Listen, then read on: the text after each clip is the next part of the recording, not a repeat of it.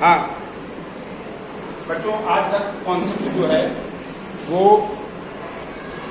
Redox reaction है और ये रिडॉक्स रिएक्शन के बारे में समझना, अगर बेसिक आपको मालूम होगा तो इसके आगे का कॉन्सेप्ट धीरे धीरे आप समझते चले जाएंगे।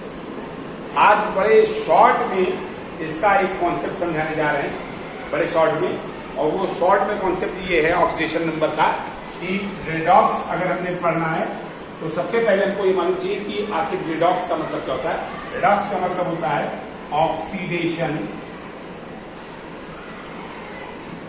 प्लस रिडक्शन, ये दो चीजें मिल करके रिडॉक्स कहलाती है। अब क्वेश्चन ये है कि आपने जो बेसिक पढ़ा है, बेसिक के हिसाब से तो आपने ये पढ़ रखा है कि अगर कोई भी रिएक्शन आप कर रहे होंगे तो उसमें आपके पास मेटल भी होता है, नॉन मेटल भी होता है, नॉन मेटल भी होते हैं, इस तरह से रिएक्शन होती है। जैसे आप एक सिंपल से एग्जांपल ले लेते हैं, सपोज मैंने एक एग्जांपल लिया Na प्लस Cl2, और ये सबको मालूम है Na प्लस Cl2 NaCl बनाता है, सॉल्ट बनाता है, और ये ट्वाइस करके सोडियम क्लोराइड आपने बना दिया। हुआ क्या? किसी भी मेटल का पूरा बेस है, ये बेस याद कर लो, कोई भी मेटल होगा वो इलेक्ट्रोपॉजिटिव होगा। अगर उसमें कोई इलेक्ट्रोनेगेटिव एलिमेंट कंबाइन हो रहा है तो आपको याद रखना है मेटल का, अगर नॉन मेटल उसके साथ जुड़ रहा है तो मेटल का तो ऑक्सीडेशन होगा, मेटल का ऑक्सीडेशन होगा, और नॉन मेटल का रिडक्शन होगा। ये एक बेसिक कॉन्सेप्ट है। क्या? मेटल का ऑक्सीडेशन और नॉन मेटल का रिडक्शन। अब जरा इसको ऑक्सीडेशन नंबर के हिसाब से समझें तो कैसे होगा, जरा हम देखें। Na ने क्या किया होगा? Na ने एक इलेक्ट्रॉन लूज किया, एक इलेक्ट्रॉन अलग हो गया, यानी losing of electron, loss of electron अगर हो रहा है इलेक्ट्रॉन, तो आपको याद रखना है ये ऑक्सीडेशन कहलाता है। और यहां पर देखो, यहां पर सोडियम में क्लोरीन यानी नेगेटिव एलिमेंट ऐड हो गया, इसीलिए सोडियम का ऑक्सीडेशन। क्या हुआ? ऑक्सीडेशन। और क्लोरीन का, अब यहां देखते हैं ये इलेक्ट्रॉन किसने ले लिया? क्लोरीन। आपने लैटिस एनर्जी जब पढ़ी थी तो आपने क्रिस्टल लैटाइज में पढ़ा था कि सोडियम अपना इलेक्ट्रॉन लूज करता है और क्लोरीन इलेक्ट्रॉन उसका लेता है। सोडियम के आउटर मोस्ट में 281 तो कॉन्फिगरेशन होता है, इसलिए वो एक इलेक्ट्रॉन लूज करके ऑक्टेट पूरा कर लेता है। क्लोरीन का कॉन्फिगरेशन होता है 287, तो एक इलेक्ट्रॉन उसके पास कम होता है, इसलिए वो एक इलेक्ट्रॉन लेकर के ऑक्टेट कंप्लीट कर लेता है। क्लियर है? इसी वजह से ये कंबाइन होते हैं, यानी ये Cl जो आया, इस क्लोरीन एटम ने एक इलेक्ट्रॉन गेन करा, एक नहीं करा है, यहाँ दो क्लोरीन आएंगे, क्लोरीन मॉलिक्यूल तैयार होगा, इसलिए दो इलेक्ट्रॉन इसने यहाँ पे गेन किए होंगे जब क्लोरीन एटम रहा होगा, और ये बन गया होगा Cl2 क्लोरीन गैस। लेकिन बेसिकली हुआ क्या है? बेसिकली हुआ कि ये दो इलेक्ट्रॉन गेन करके Cl माइनस का तैयार।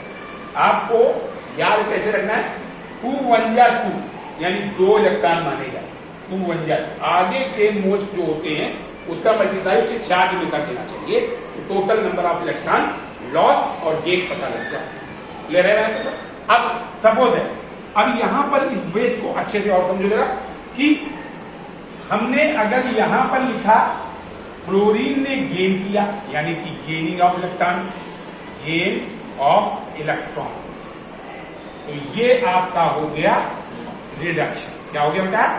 रिडक्शन। अब इसी बात को यहां पे नोट कर लो, यानी पक्का क्लोरीन का हो रहा होगा रिडक्शन। अब इसको ऐसे भी जरा चेक करो, अगर सपोज करो, अगर हम इसके चार्ज के फॉर्म में इसको लिखते हैं, इसको क्रिस्टल फॉर्म में ना लिख करके आयनिक फॉर्म में लिखे, अगर नमक को पानी में डिजॉल्व, तो नमक पानी में डिजॉल्व होकर जरा देखो क्या बनाता है, NaCl अगर वाटर में डिजॉल्व होगा तो Na प्लस और Cl माइनस का पार्ट अलग अलग हो जाए, यानी इससे पता लग रहा है इसने लॉस किया था और इसने गेन किया। या इस बात से हमको ये भी पता लग रहा है कि अगर हम ऐसे लिखते, जरा देखो आप, Na plus Cl2 give rise to Na plus और Cl माइनस ट्वाइस ऑफ। अब जैसे करना, यहां पर मेटल पे 0 था ऑक्सीडेशन नंबर, ऑक्सीडेशन स्टेट थी 0, और यहां पे कितनी हो गई +1 हो रही है, लेकिन 2 का मल्टीप्लाई करेंगे तो 2 मानी जाएगी, यानी कि यहां पर ये 2 से 2 कट जाएगा, इसलिए +1, यानी कि यहां क्या हुआ, इंक्रीज ऑक्सीडेशन नंबर बाई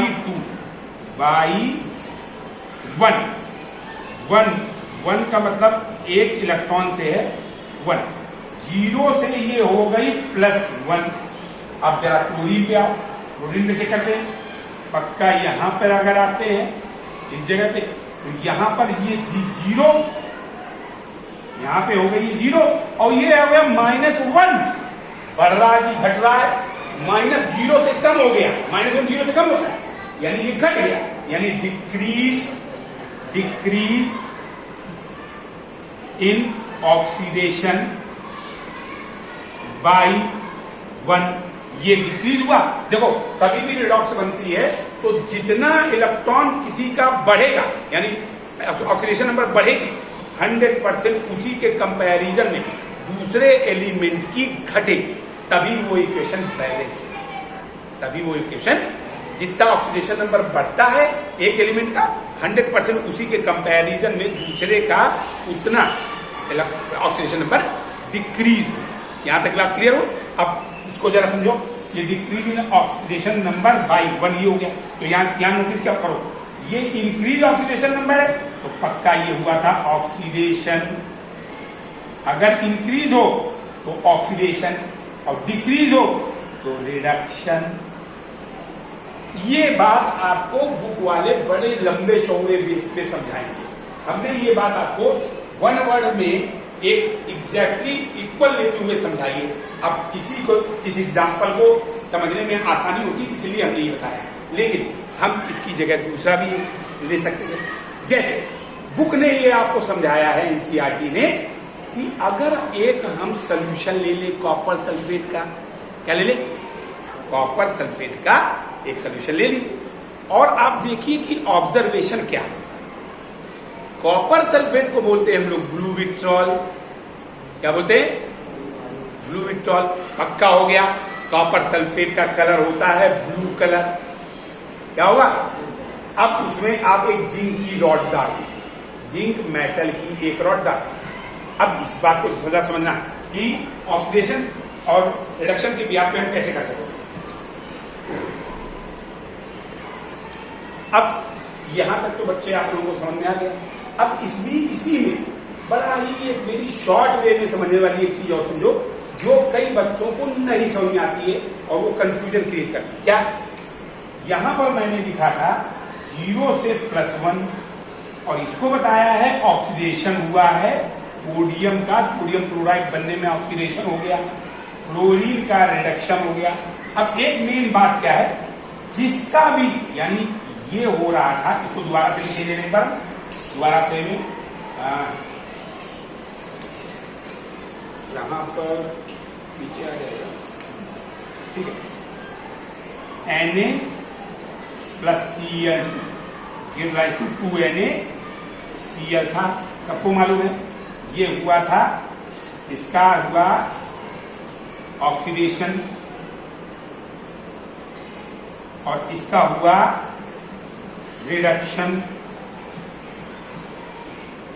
अब जरा यहां पे एजेंट क्या है, एजेंट क्या है, जिसका ऑक्सीडेशन हो रहा होता है वो क्लोरीन यानी कि नेगेटिव को लेकर के रिड्यूस हो जाता है, तो बोलेंगे ये कहलाएगा रिड्यूसिंग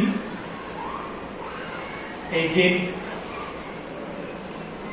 ये रिड्यूसिंग एजेंट बोला जाए, जिसका ऑक्सीडेशन हुआ वो रिड्यूसिंग एजेंट, और जिसका रिडक्शन हुआ वो हुआ ऑक्सीडाइजिंग एजेंट। इसका हो गया, ये कह रहा है ऑक्सीडाइजिंग एजेंट। ये बातें लोगों को नहीं मालूम होती हैं कि इसको थोड़ा सा साफ साफ कर दें। यहाँ पे कर दे रहे, इधर आया नहीं है।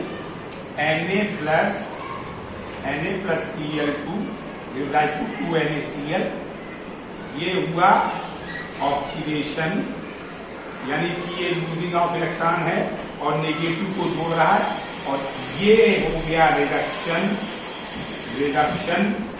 तो 100% सोडियम हो गया एज अ रिड्यूसिंग एजेंट, और क्लोरीन का हो रहा है रिडक्शन, तो ये हो जाएगा ऑक्सीडाइजिंग